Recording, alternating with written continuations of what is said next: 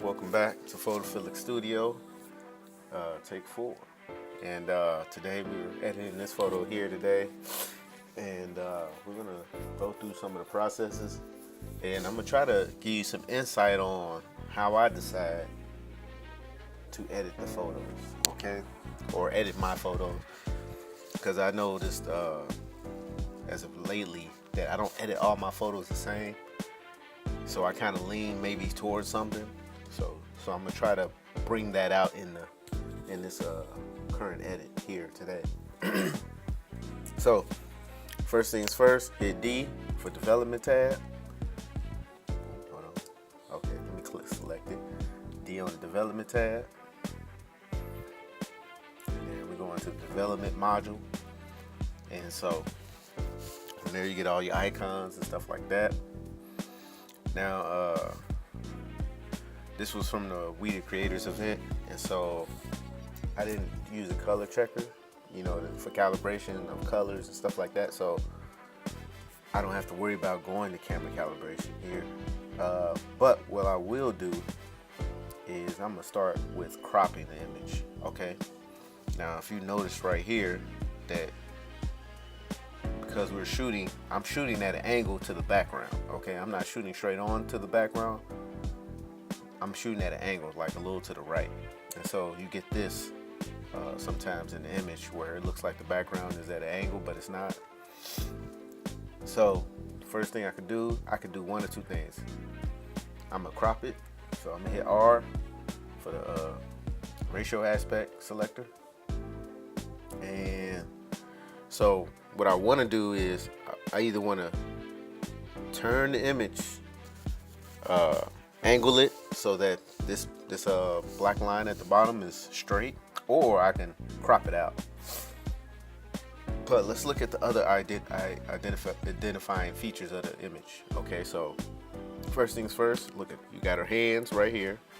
You got her other hand on her off to the right, and you have her face. So those are the most identifying features that we all look at anyway. And so if I crop this, if I angle the image and I straighten it out where the background is straight, I get something like this. So now first things first, her hand's gonna get cut off. I don't want her hand cut off, so that's a bad move here, because it's important that we leave her hand in this particular shot, because her hand is actually doing something. It's actually grabbing her hair. And so we're gonna hit reset, start that over. Okay. Yeah. So if we're gonna leave it in, we're just gonna crop the bottom out here. Okay. So let's we go to a 4x5. Click on that. They give us a ratio for that. So then all I'm gonna do is just crop it down. Boom. Hit R. And it's done. So then we still get a little bit of the hand. We get the hand. It's got a little bit of space on that right side too, which ain't bad. It ain't too bad. I'll probably shrink it down a little bit more too. Let's see. Let's fill the frame with her a little bit more. Boom. Hold up, wait a minute. I want the jacket cut off. All right, release some room for the jacket. All right. So let's see. Okay. Well, if we're paying attention to the image, I'm gonna do some lens corrections first, and then the profile, and then chromatic aberrations. Make sure that's taken care of, but we shouldn't have too many of those, except right here on the shirt, maybe right here, and maybe on the jacket, since there's like repeating lines. Okay, I'm gonna check out the detail. So I'm gonna increase the sharpening. Shoot that up to 50. 1.5. And then I'm gonna just add a little bit of detail. Okay. Alright, and then the masking. I'm gonna alter this. So this is just determines where the masking, how much masking will take place in the image itself. So like you see the outlines, that's where the sharpness will be taking place. Okay, let go, boom. bit of luminous noise reduction. I must have hit something else too. Okay, so increase that to 50. Okay, we don't have to worry about these. I just normally go to 50, halfway. I usually add 10 on the luminous noise reduction. If you add too much of this, they start to look like they're plastic figures. So, or maybe somebody will try something here later. Okay, let's see what else. Okay. Let me alter the temperature. Okay. Let's see. I'm gonna select right here. Let's see what happens. Okay, so it altered our temperature, and it's a little bit colder now. You can see it's like a. So I'm gonna go back. Well, I can hit Command Z or Control Z, and that'll take you backwards. So I'm gonna go back to 48, which I'm gonna leave it there. But I'm gonna add some more tint. Okay, I'm gonna add a little bit more tint. Okay, so let's see what else we want to do. Increase the exposure. Okay, just a slight bit. I usually increase the exposure because in the final, when you do the transfer from RAW to JPEG, usually adding a little bit of extra exposure makes it a lot brighter. Makes it a lot better, because then it doesn't look like this grayish. Sometimes it gets rid of that. Okay, I'm gonna add some contrast because I want some depth. So let's see, I'm gonna add 25. Add a little bit. Okay, so that gave us quite a bit. It gave me some dynamic. I'm gonna add, since that jacket is white, I'm going to, let's see, let's play around with that first. Let's see.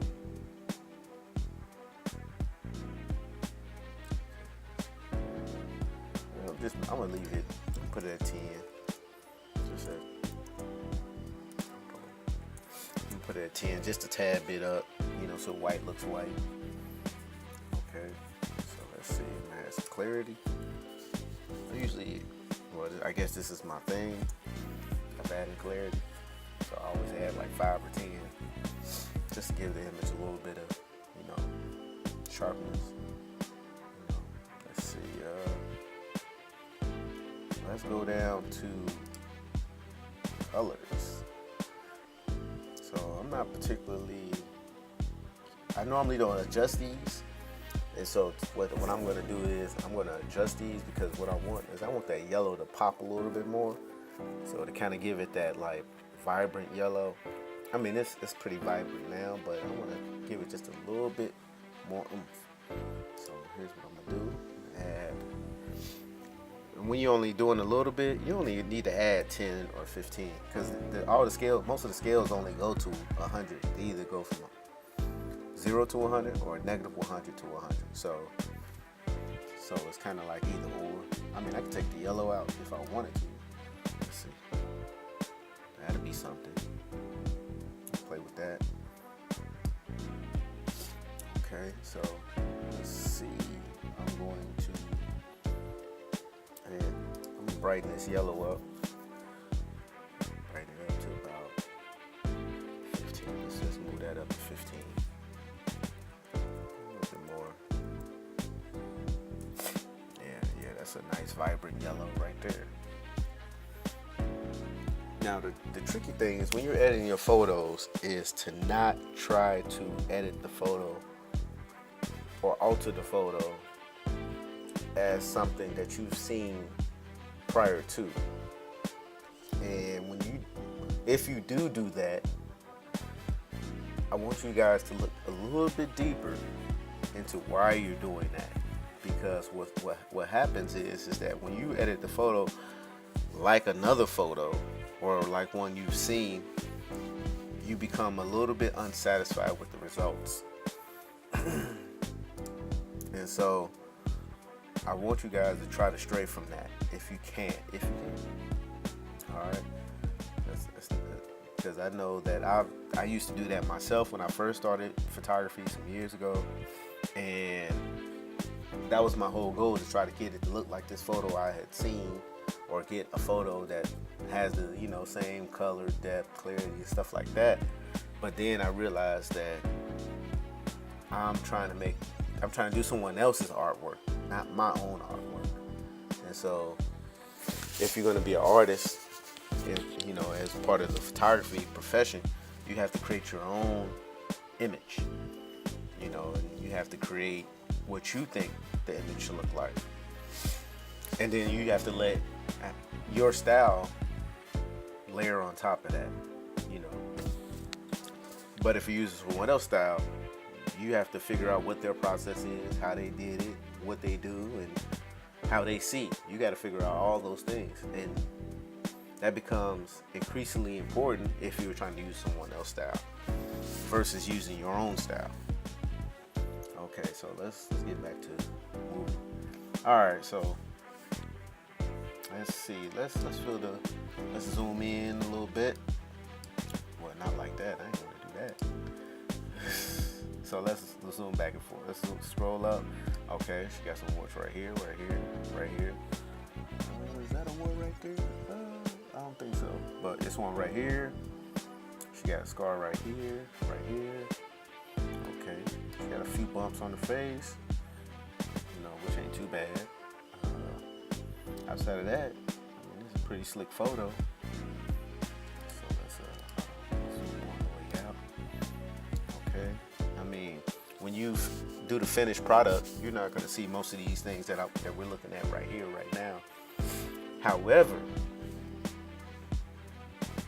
depending on how much sharpness you give for the end product, you may or may not see it.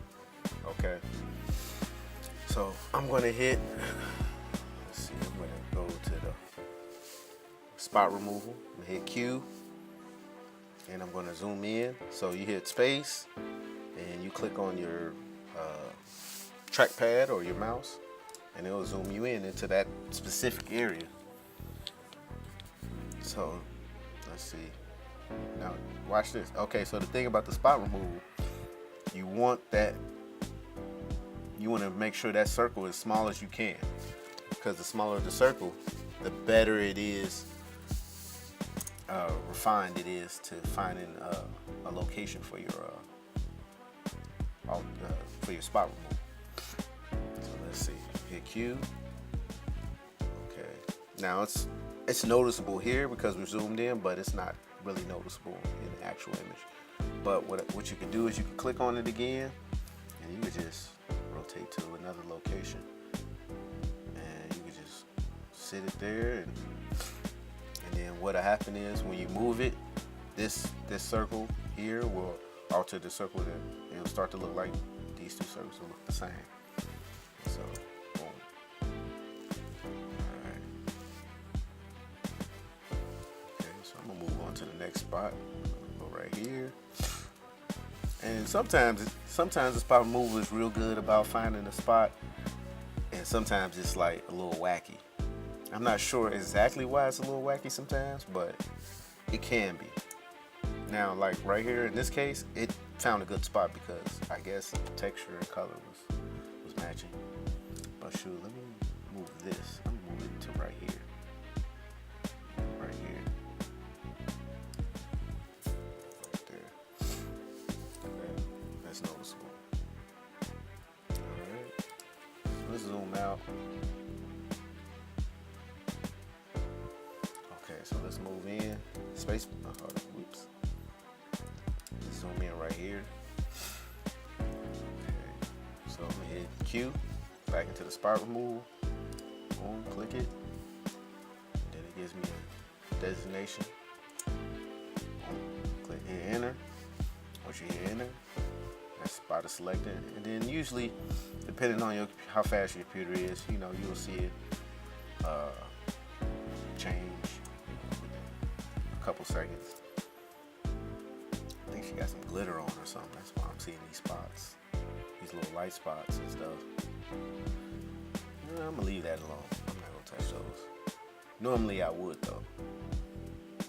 Okay, so let's zoom out. Yeah, she almost looks like a brand new person. Let's go right here. Let's alter this first. Let's get this. Now with the most current Lightroom version, You can you hit Q for the spot removal, but you don't just have to do a spot. You could do a small area. Well, as big as you want is, and so you could drag it. So since I have it on heel, I'm gonna drag it across an area. And so this area that I've dragged across is gonna find a matching area similar to that, and then it's gonna copy it. Then I hit enter, and boom. So I'm gonna do that here. Alright, boom. And it's gonna find me a sample. And plus I'm on the heel, I'm using the heel spot removal versus cloning, because it's not necessary that we clone. You got most of it. Click that. Let's see. If I turn it up, let's see what happens. All right. Q, turn it off.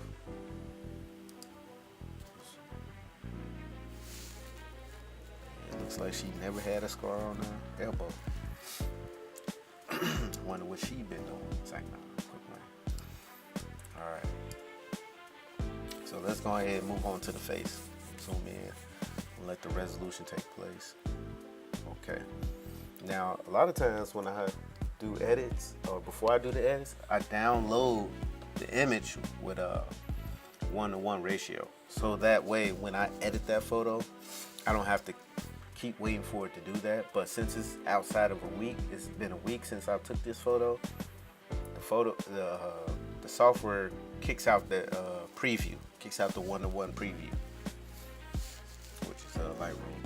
Okay, so she got bumps right here, okay, right here, which ain't too bad. I mean, it's not. I've seen worse. So we're just gonna do some boom,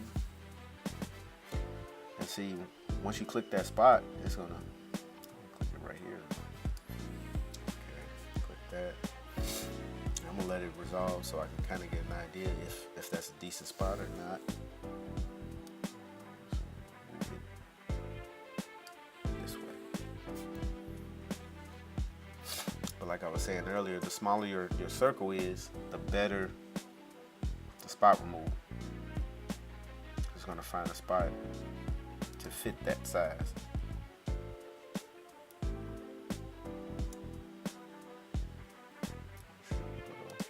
It's on the move to the left.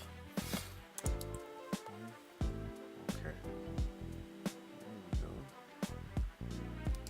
Put that here. That right here.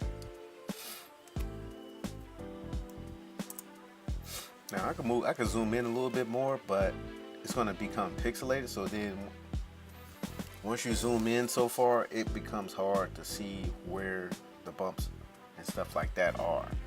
And so I don't want to zoom. I mean, I could zoom in some more, but I don't normally do that outside of 1:1. So let's see, yeah, there. And see, like that, this one right here that I selected, that would be the one that I would be able to see, but the other ones would be harder to identify. Click that. Okay. Now, here's the thing. You're not going to be able to get rid of all of them, but you can get rid of a lot of them. I mean, of course, you know, your goal should be to aim for the big ones. If you can. Put that right here.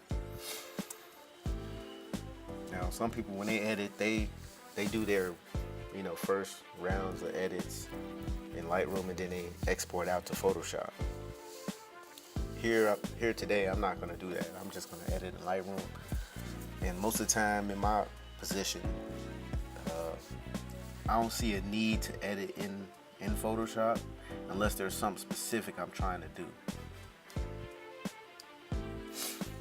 And Photoshop does a whole bunch, and which is why they created Lightroom, because they created Lightroom because one, you need a catalog. Two, you need to be for a lot of users, they do not need all that power that Photoshop has.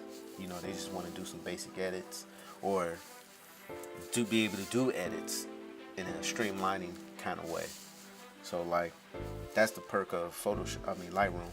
I could take 10 photos, edit one, let's say they're all headshots, edit one, and then copy and paste those edits onto 5 other images as I see fit, which is real nice because that cuts your work. Let's see. So a lot of times, like I remember I did a wedding some years ago, and I had to individually edit every photo. Like it was like outrageous. Have an open bridge, you know, do the touches, export to Photoshop, do something else there, save it. You know, it was like, whoa, this is cumbersome. I mean, it was cool. I got paid. I would love to do another one, especially now, knowing what I know now.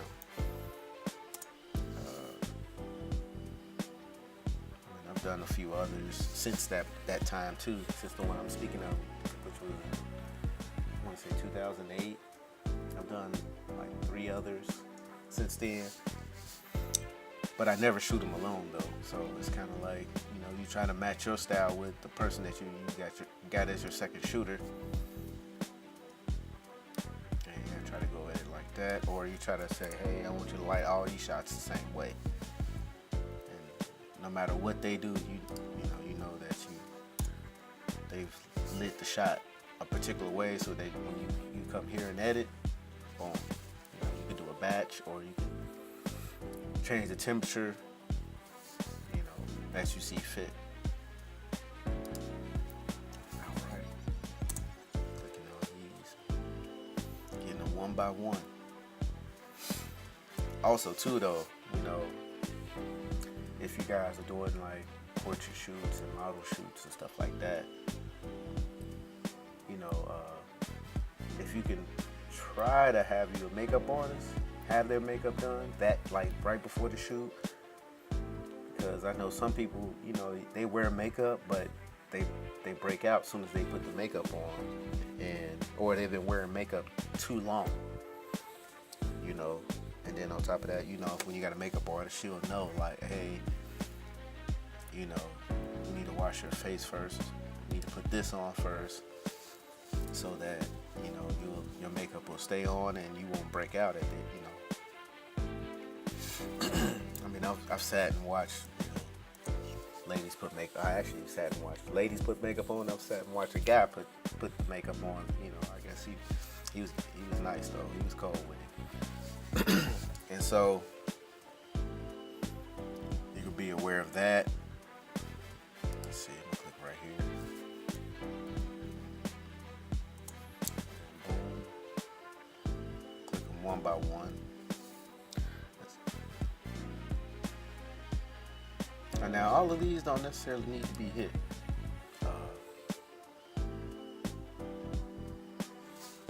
They don't all need to be hit.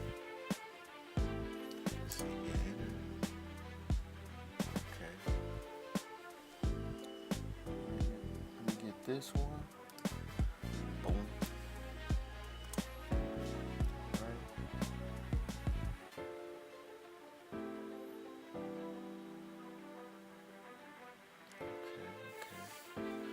Okay. Grab this one right here.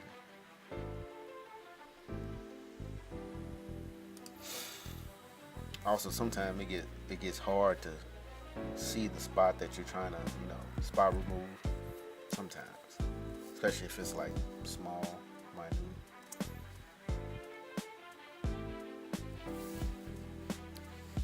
Now you definitely could overdo this, so just be aware. You could definitely overdo this.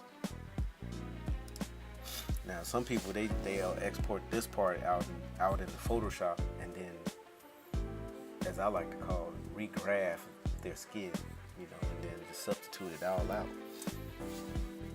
With some smoother skin, which is fine too, but I'm not doing that here today. Let's see, I'm gonna grab this one.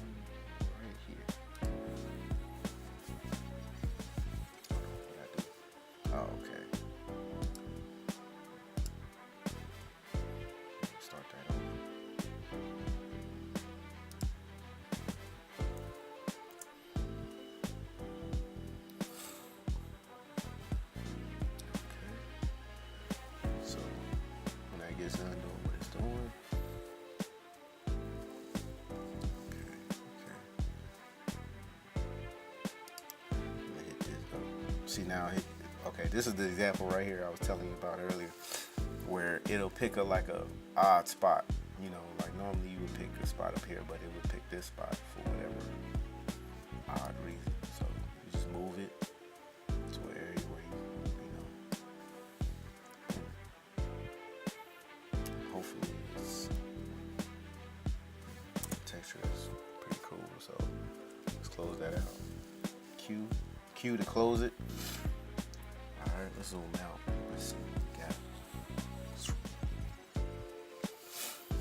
Okay, it looks pretty good. Looks pretty good. Let's see. What else should we do? What y'all think? Wait a minute, I can't hear. Y'all don't know I'm making this video. I should go live. We might go live the next time. If y'all request it, then I'll go live while editing. So let's see. Hit detail. Let me hit the black and white tab. I kind of want to see what it looks like. That ain't too bad.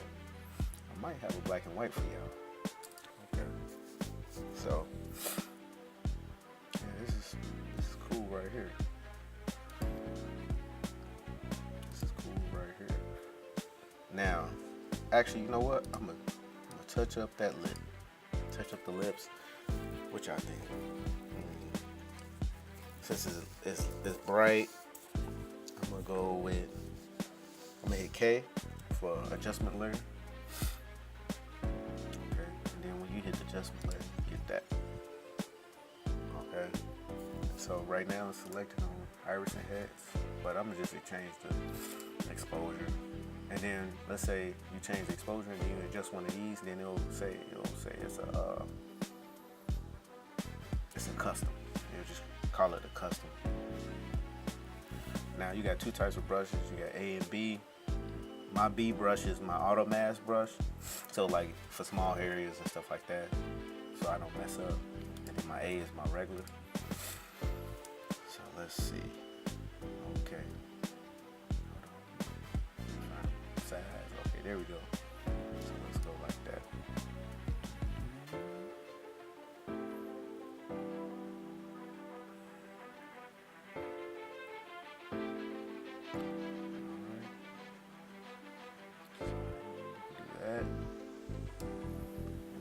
Top of that. So this is where it gets tricky because you got these small areas.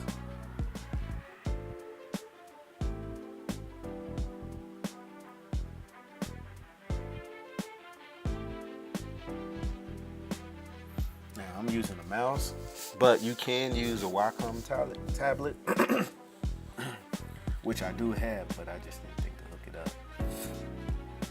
Okay, so when you float the mouse over this, it'll show you what areas have been masked, or you can go down here to right here and click on that, and then it'll just automatically show you. So then that way you always know what's being masked. Now in this case, I'm gonna just leave it on. So let's see, I'm just fill in areas there.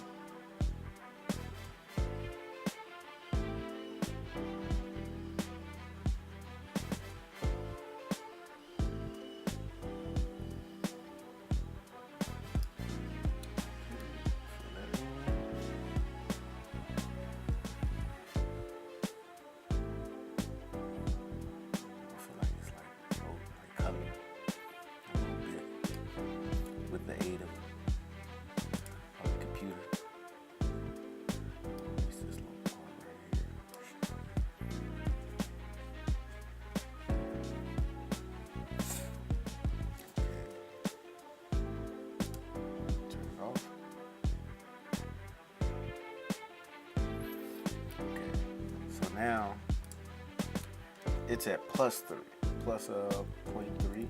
So this is what it normally looks like. Darken it up. Let's see what it looks like if I darken it up. Let me zoom out.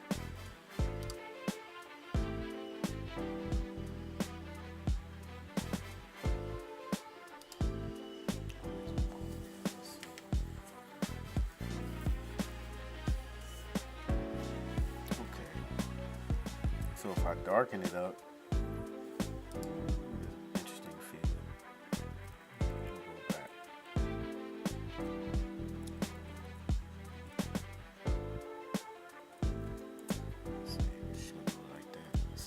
okay.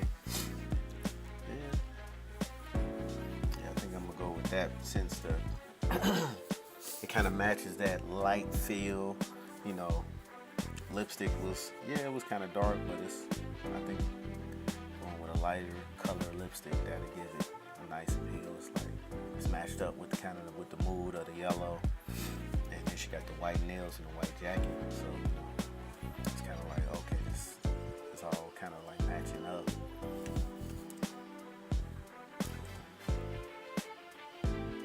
Click on that, and I'm gonna zoom back in. I'm gonna try to fill in the rest of it. That's the other thing too, though, about using the adjustment brush. You'll have these lines sometimes when you use the auto mask. So all you have to do is make a smaller brush, and you'll fill it in because it's selecting the area. Now, the more megapixels we get in the near future, the better the auto mask will be.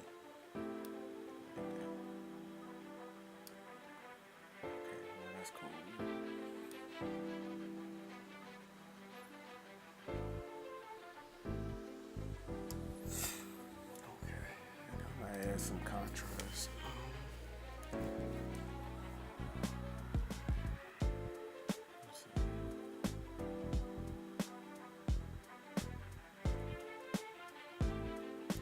guess that wasn't a whole bunch. That's cool. We leave it like that.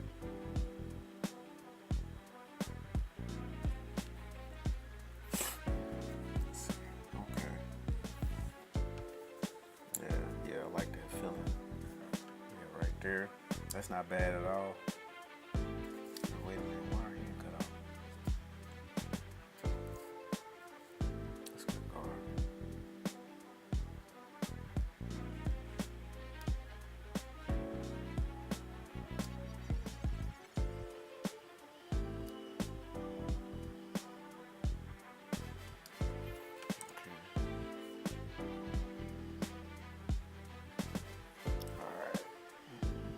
Like that. Okay. What else do we have left to do? Let's see. We adjusted that. We adjusted that. You don't have to worry about that. Let's see. So yeah, that's pretty much it. So we're gonna go ahead and wrap it up there. I'm your host, Rasta Pal, over here at Photophilic Studio, and you can follow us on @thephotophilic, or you can follow the studio at Photophilic Studio. And we do have a page on Facebook. You can follow us on Facebook, Photophilic Studio.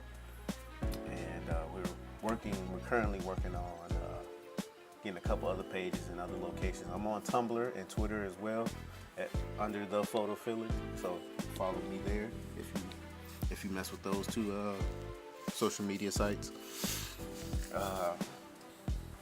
Stay tuned for the music. We'll probably have some music on this video right after I get done, adding it. And the music is provided by the Plug Studio. My guy Jay Wiz, and he's providing us music today. And you can follow him at the Plug Studio, I believe, or the Plug 513. It's one or the other. I'm not sure exactly. I gotta look at it. And so you can follow them. You can follow. Let's see. What else can you follow? You can follow my partner, Alphie Hill. Her profile on Instagram is at Alphie Hill, I believe. At Alphie Hill. Shoot, I forget. I'll put it in the description. I'll put it all in the description. Okay, so we're gonna wrap it up there. Y'all have a good evening and a good day for some of you.